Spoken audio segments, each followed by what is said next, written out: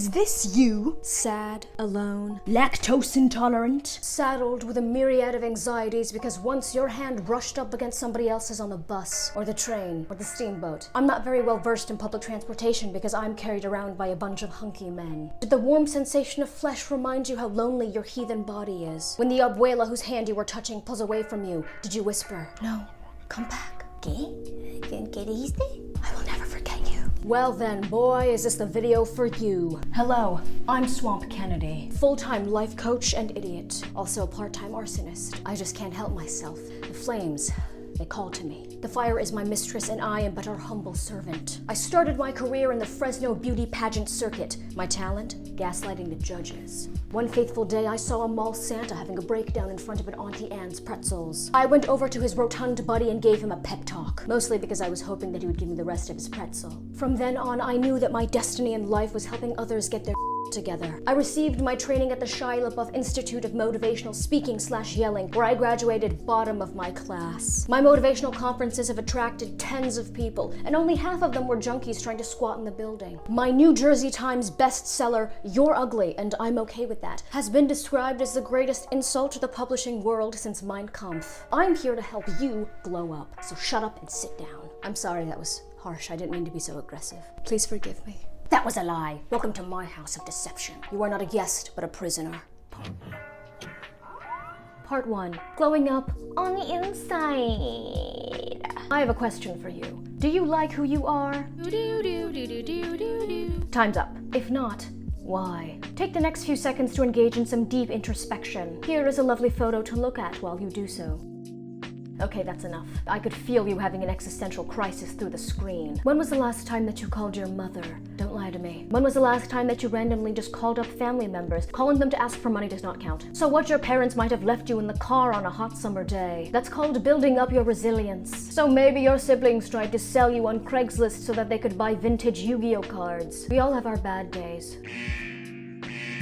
If you have actually experienced genuine mistreatment from your family members, you are under no obligation to contact them. Also, please see a therapist if you can. Trauma dumping on your friends does not count. Seriously, who are the people that have made your life better? Perhaps a cousin that showed you how to successfully catfish someone. An aunt or uncle who taught you how to evade your taxes via offshore banking. You don't want to be on your deathbed thinking, dang, that nurse is a hot slice. But also, wow, I wish that I had spent more time with the people that I loved. I will never experience this, of course, because I will not die on a bed, but rather I will be shot directly into the sun via a rocket. Once NASA or Elon Musk takes my number off of their blocked contact list or just allows me back on the premises, I can finally set my launch date. I know this might be a surprising revelation, but other people have feelings too. I know. I too was in shock when my parole officer revealed this to me. But what about shedding my other bad habits? Repeat after me. Small, incremental changes. People fail miserably at their diets or reading more or cheating less because they try and go cold turkey. For example, instead of trying to eliminate all of your junk food intake, why not just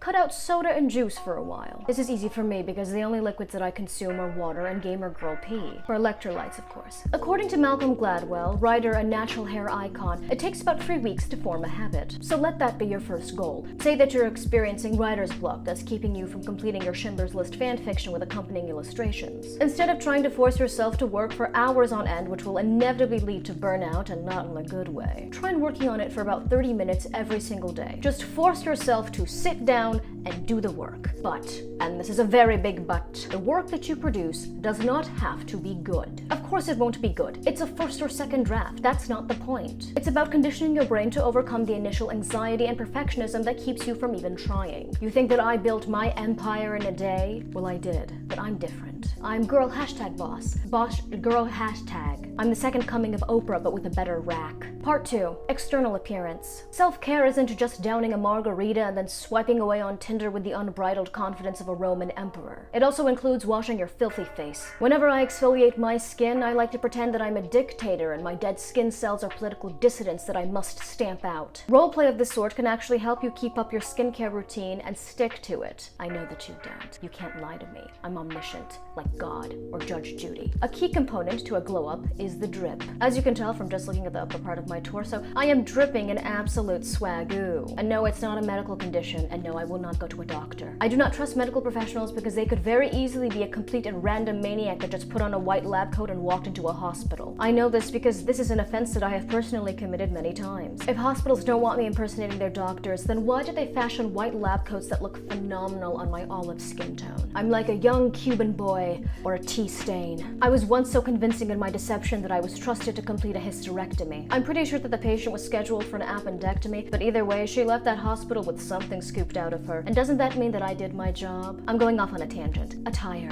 What's it all about? Put simply, it's about having clothes that fit you properly, that caress your body gently like a handsy TSA agent. If you don't know what that means, just think. What would a bi-curious college student wear? Those are staple pieces. I'm gonna need you to make me a promise. Every time you step out of the house, you're gonna try and look decent. Not fancy, but decent. That means no sweatpants. I don't wanna hear it. I am here to help you glow up, and a prerequisite to that is putting in effort. You dress the part, you will feel the part. That's why every single time I walk out of the house, I'm rocking a Hillary Clinton pantsuit. You start dressing like a boss, you'll feel like a boss. Start acting like a boss. You'll start yelling, "Get me a coffee," at random strangers. Begin having power lunches with other fellow shady businessmen and women. Start embezzling funds, getting caught, then fleeing to the Dominican Republic where you now live as a woman named Gorgonzola. Not that I'm speaking from experience.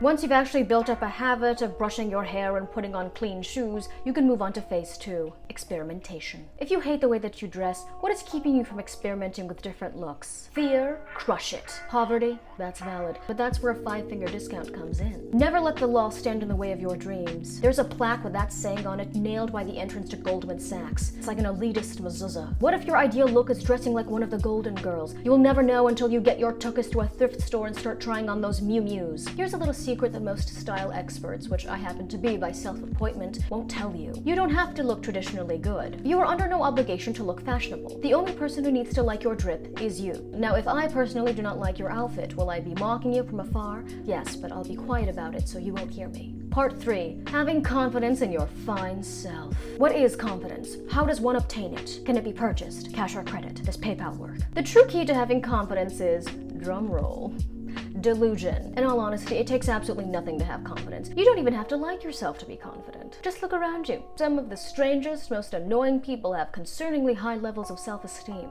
and I'm one of them. One of the biggest obstacles to having confidence is social anxiety. Come here, let me tell you a little secret. Nobody cares about you as much as you think they do. Wait, no, that came out wrong. What I meant to say is, nobody cares about you. Wait, no, dang it, that's not true. I care about you.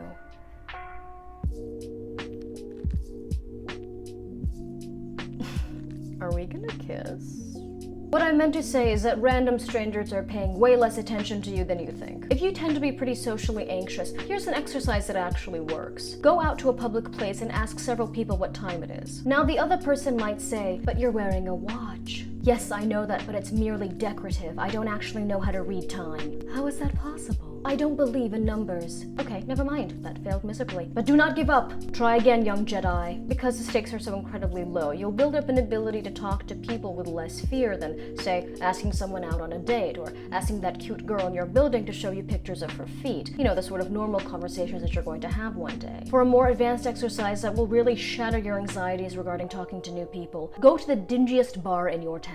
The one where there are always 2 rats having a fist fight outside. Then go up to any old man sitting by himself drinking whiskey and say, "I think you might be my father." Not only will this help you overcome your fear of approaching strangers, but these men will most likely run away from you at full speed, so you won't even have to bother interacting with them afterwards. Once you've gotten better at initiating conversations, you can finally move on to making new acquaintances, or boo thangs. I feel like I didn't say that correctly. Now, of course, it's not necessary to have arm candy in order to glow up. You can be single and still be an ultimate baddie. Just look at Mother Teresa. However, if having a partner is one of your desires, then here are some quality icebreakers that I am giving you for free because I'm just that type of person. Also, I will be writing this off as a charitable donation on my tax forms.